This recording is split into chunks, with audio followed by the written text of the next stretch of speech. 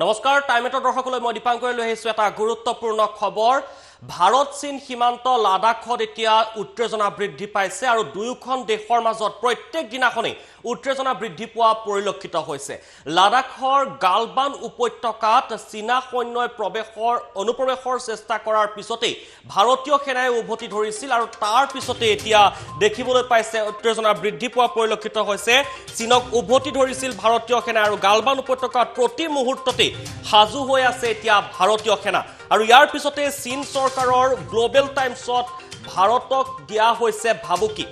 সুউচ্চ পৰ্বতত যুদ্ধ কৰিব পৰাকৈ চীনে হাজু কৰিছে বিভিন্ন অস্ত্ৰ শস্ত্ৰ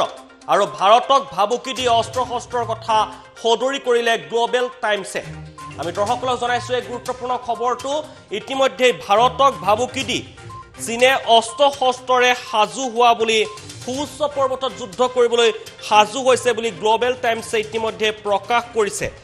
আৰু যি উত্তেজনা কিছুদিনৰ পৰা দেখিবলৈ পোৱা গৈছিল আমি দৰ্শকসকলক জনাই আহিছিলো ভাৰত চীন সীমান্তৰ লাডাখত যি উত্তেজনা বৃদ্ধি পাইছিল চীনা সৈন্যই যি লাডাখৰ গালবান উপত্যকাত অনুপ্ৰৱেশৰ চেষ্টা কৰিছিল আৰু তাৰ পিছতে ভাৰতীয় সেনাই উভতি ধৰিছিল আৰু গালবান উপত্যকাত প্ৰতি মুহূৰ্ততে হাজু হৈ আছে বৰ্তমান সময়ত ভাৰতীয় সেনা আৰু তাৰ পিছতে এতিয়া গ্লোবেল টাইমছত যি প্ৰকাশ কৰিছে চীনৰ গ্লোবেল টাইমছত প্ৰকাশ কৰিছে যে সুউচ্চ পৰ্বতত যুদ্ধ কৰিবৰ বাবে চীনা সৈন্য হাজু হৈ আছে বুলি উল্লেখ কৰিছে গ্লোবেল টাইমছে আমি এই মুহূৰ্তত অধিক খবৰৰ বাবে যাব বিচাৰিছো নিউজ ডেস্কত আছে জ্যোতিদীপ বৈশ্য ইতিমধ্যে যি যুদ্ধকালীন তৎপৰতা আৰম্ভ কৰিছে চীনে গ্লোবেল টাইমছে যি কথা সদৰি কৰিছে এই সন্দৰ্ভত অধিক তথ্য কি জনাব হয় দীপাংকৰ এই মুহূৰ্তত আটাইতকৈ ডাঙৰ খবৰটো হৈছে যে বিগত মে মাহত দেখিবলৈ পোৱা গৈছিল মে মাহৰ প্ৰথম সময়ত দেখিবলৈ পোৱা গৈছিল যে লাডাখৰ যি লাইন অফ এক্সুৱেল কণ্ট্ৰল আছে LAC আছে তাত ভাৰতীয় সৈন্য আৰু চীনা সৈন্যৰ মাজত যথেষ্ট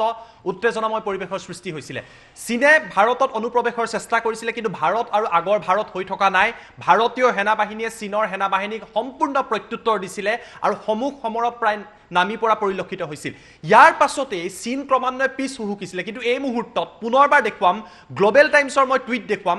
গ্লোবেল টাইমছে যিখন চীন চৰকাৰৰ এক প্ৰকাৰৰ মুখপত্ৰ বুলি কোৱা হয় এই গ্লোবেল টাইমছত নতুনকৈ তেওঁলোকে কিছু তথ্য দি ভাৰতক এক প্ৰকাৰৰ ভাবুকি দিছে মই এই মুহূৰ্তত ভিডিঅ' জাৰ্নেলিষ্ট কিশোৰক অনুৰোধ কৰিছো দেখুৱাবলৈ ইয়া গ্লোবেল টাইমছৰ টুইটাৰ একাউণ্ট য'ত তেওঁলোকে এই কথা কিছু মুহূৰ্তৰ আগতে টুইট কৰিছে য'ত গ্লোবেল টাইমছে লিখিছে since the Doklam stand of with India in 2017, China has made various breakthroughs with high-altitude weapons for border defense like Type 15 tank, G-72 drone, as PLA boosts its border defense capability facing threats especially on China-India border. या global टाइम्से আজি হঠাৎ এই কথা উল্লেখ কৰি কৈছে যে 2017 চনত যি ডোকলামত প্ৰায় 70 দিনতকৈ অধিক সময়ৰ ষ্টেণ্ড অফ হৈছিল ইণ্ডিয়া আৰু চাইনাৰ মাজত তাৰ পিছত গ্লোবেল টাইমছে কৈছে যে পিপল লিবাৰেশ্যন আৰ্মি অৰ্থাৎ PLA এতিয়া সুউচ্চ পৰ্বতত যুদ্ধ কৰিব পৰাকৈ বিভিন্ন তেওঁলোকে অস্ত্ৰ শস্ত্ৰ হাজু কৰি তুলিছে আৰু কেইখনমান ফটোগ্ৰাফ গ্লোবেল টাইমছে বিশেষ হেলিকপ্টাৰ ট্যাঙ্কৰ ফটোগ্ৰাফ তেওঁলোকে মুকলি কৰিছে আৰু ইয়াৰ পাছত এটা আৰ্টিকল তেওঁলোকৰ তৰফৰ পৰা মুকলি কৰা হৈছে এই আৰ্টিকলটো মই দেখুৱাইছো ইয়া গ্লোবেল টাইমছ চীন চৰকাৰৰ এক প্ৰকাৰৰ মুখপত্ৰৰ দৰে কাম কৰে এই গ্লোবেল টাইমছে মই গ্লোবেল টাইমছৰ আপোনালোকক আৰ্টিকলটো দেখুৱাইছো ইয়াত তেওঁলোকে কি কথা উল্লেখ কৰিছে Chinese military expand high altitude arsenal to address the threat on China India border চীন ভাৰত সীমান্তত যিকোনো প্ৰকাৰৰ ভাবুকিৰ সৈতে মুকাবিলা কৰিবলৈ চীনৰ সেনাবাহিনীয়ে এতিয়া হাই অল্টিটিউড ৱেপন ৰেডি কৰা বুলি উল্লেখ কৰিছে আৰু তাত তেওঁলোকে 2017 চনৰ এই আৰ্টিকলটোত ডোকলামৰ কথা উল্লেখ কৰিছে ডোকলামত দীঘলীয়া সময় ধৰি চীন ভাৰতৰ মাজত উত্তেজনা হৈছিল ভাৰত পিছুৱাই নাহিলে বাধ্যত পৰি চীন উভতি গ'ল ইয়াৰ পাছত type 15 tank Z-20 helicopter G-72 drone আদি চীনে ডেভেলপ কৰাৰ কথা এই আৰ্টিকলটোত কোৱা হৈছে ইমানলৈকে সকলো ঠিক আছিল তাৰ পিছত কি কোৱা হৈছে যে টাইপ 15 টেংকৰ পাব্লিক ডেবিউ তেওঁলোকে নেশনেল মিলিটাৰী ডে পেৰেডত অৰ্থাৎ অক্টোবৰ 1 তাৰিখ বিগত বৰ্ষত কৰিছিল এইদৰে চীনৰ কি সামৰিক শক্তি আছে এই কথা ইয়াত উল্লেখ কৰা হৈছে আৰু তাৰ পাছত যদি চাই এই আৰ্টিকলটোৰ ইয়াত তেওঁ এটা কথা উল্লেখ কৰিছে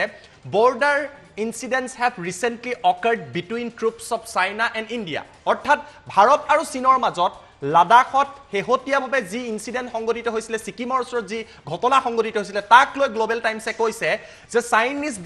Chinese border defence troops have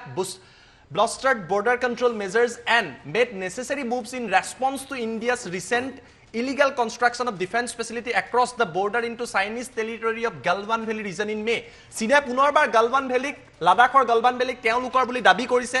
তাৰ পিছত কৈছে যে সকলো পৰিস্থিতিৰ বাবে সাজু হৈ আছে আৰু যেটো ভিডিও আমি আপোনালোকক দেখুৱাইছো এই ভিডিওটো প্ৰকৃতপক্ষে People's Liberation of PPLA People's Liberation Army চাইনাই এই ভিডিও মুকলি কৰিছিল টিবেটত আৰু এই ভিডিওৰ কথাও ইয়াত উল্লেখ কৰিছে যে টিবেটত তেওঁলোকে যুদ্ধাভ্যাস কৰিছিল এনেকুৱা পৰিস্থিতিৰ হৈতে মোকাবিলা কৰিবলৈ টিবেট যেহেতু যথেষ্ট সুউচ্চ পৰ্বত লাডাখৰ নিচিনা সুউচ্চ পৰ্বতত যাতে যুদ্ধ কৰিব পাৰে যুদ্ধৰ বাবে সাজু হ'ব পাৰে তাৰ বাবে টিবেটত তেওঁলোকে যুদ্ধাভ্যাস চলাইছিল সেই বিশেষ যুদ্ধাভ্যাসৰ কথাও এই আৰ্টিকেলটোত কিছু মুহূৰ্তৰ পূৰ্বে প্ৰায় 3 ঘণ্টা পূৰ্বে গ্লোবেল টাইমছে মুকলি কৰা পৰিলক্ষিত হৈছে যাৰ কথা উল্লেখ কৰিছে ইয়া দেখিছে at airs of 2018 Chinese Air Force unveiled G7 to arm এদৰে বিভিন্ন কথা তেওঁলোকে হাই এল্টিটিউডত যুদ্ধ কৰাৰ কথা কৈছে আৰু অৱশেষত তেওঁলোকে উল্লেখ কৰিছে যে ভাৰতৰ হৈতে মুকাবিলা কৰিবলৈ তেওঁলোক সাজু হৈ আছে কিন্তু তাৰ লগতে ভাৰতেও যে সৈন্য বাহিনী লাডাখত বৰ্তমানভাৱে ৰাখি থৈছে 5000তকৈ অধিক বিভিন্ন সেনা বাহিনী চীনৰ তৰফৰ পৰা আছে তাৰ প্ৰত্যুত্তৰত ভাৰতেও যে সেনা বাহিনী ৰাখিছে সেই কথাও কিন্তু গ্লোবেল টাইমছৰ এই আৰ্টিকেলটোত কোৱা হৈছে এক প্ৰকাৰৰ যি গ্লোবেল টাইমছৰ এই টুইটটোক লৈ এটা যথেষ্ট তাৎপৰ্য আছে চীনে পুনৰবাৰ যুদ্ধৰ ভাষা কৈছে কিছুদিন আগতে তেওঁলোকে আমেৰিকাৰ পৰা ধমক খাইছে এনেকুৱা কথাৰ কাৰণে কাৰণ হংকঙত চীনে অশান্তি বিয়পাইছে সাউথ চাইনা চিত অশান্তি বিয়পাইছে অন্যান্য প্ৰান্তত অশান্তি বিয়পাইছে নেপালৰ জৰিয়তে ভাৰতক অস্থিৰ কৰিছে আৰু ভাৰতে যেতিয়া লাডাখ সিকিম আদিত উভতি ধৰিছে boycott Chinese good boycott China এনেকুৱা এক ট্ৰেন্ড ভাৰতত চলি আছে পুনৰবাৰ গ্লোবেল টাইমছৰ জৰিয়তে ভাৰতক ভাবুকি দিয়াৰ চেষ্টা কৰি কৈছে যে সুউচ্চ পৰ্বতত যুদ্ধ কৰিবলৈ গালৱান ভেলীত গালৱান উপত্যকাত তেওঁলোক সাজু হৈ আছে কিন্তু ভাৰত এতিয়া আগৰ ভাৰত হৈ থকা নাই চীনেও সেই কথা বুজি উঠিছে যে গালৱান উপত্যকাক যিমানে চীনে নিজৰ বুলি নকক কিয় এয়া লাডাখৰ অংশ এয়া ভাৰতৰ অংশ আৰু তাত বৰ্তমান সময়তো ভাৰতৰ সেনা বাহিনী ভাৰতৰ এয়াৰ ফোৰ্স প্ৰতিটো মুহূৰ্তত সষ্টম হৈ আছে যিকোনো পৰিস্থিতিৰ হৈতে মুকাবিলা কৰিবলৈ এটা কথা শুনিছিত এই মুহূৰ্তত চীন নাইবা বিশ্বৰ কোনো দেশে যুদ্ধ কৰিব নোৱাৰে কৰোনাৰ এই সংকটৰ সময়ত একমাত্ৰ চীনৰ ওপৰত আমেৰিকাই যি প্ৰেছাৰ দিছে অন্য ৰাষ্ট্ৰই যি প্ৰেছাৰ দিছে কৰোনাক লৈ তেওঁলোকৰ ওপৰত যি চাপ পৰিছে সেই চাপৰ পৰা সমগ্ৰ বিশ্ববাসীক আন এটা দিশলৈ কনসেন্ট্ৰেট কৰোৱাৰ বাবে বা সমগ্ৰ বস্তুটো তেওঁলোকে ডেভিয়েট কৰাৰ বাবে এইটো এটা তেওঁলোকে পৰিকল্পনা ৰচনা কৰিছে বুলি ৰক্ষা বিশেষজ্ঞসকলে উল্লেখ কৰিছে আৰু সেইবাবে বাৰে বাৰে লাডাখৰ কথা উল্লেখ কৰিছে কিন্তু ভাৰতীয় সেনা বাহিনীয়ে ভাৰতৰ CDSৰ কথাই কক বা ভাৰতৰ প্ৰতিটো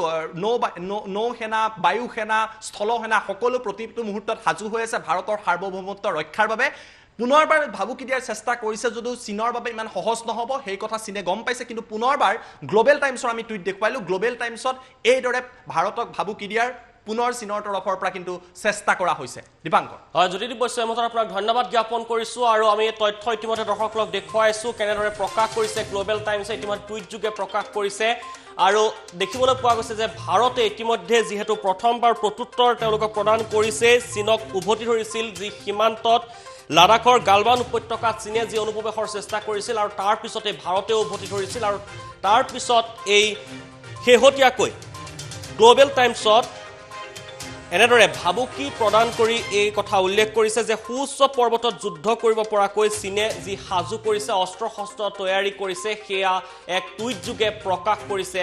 চীনৰ গ্লোবেল টাইমছে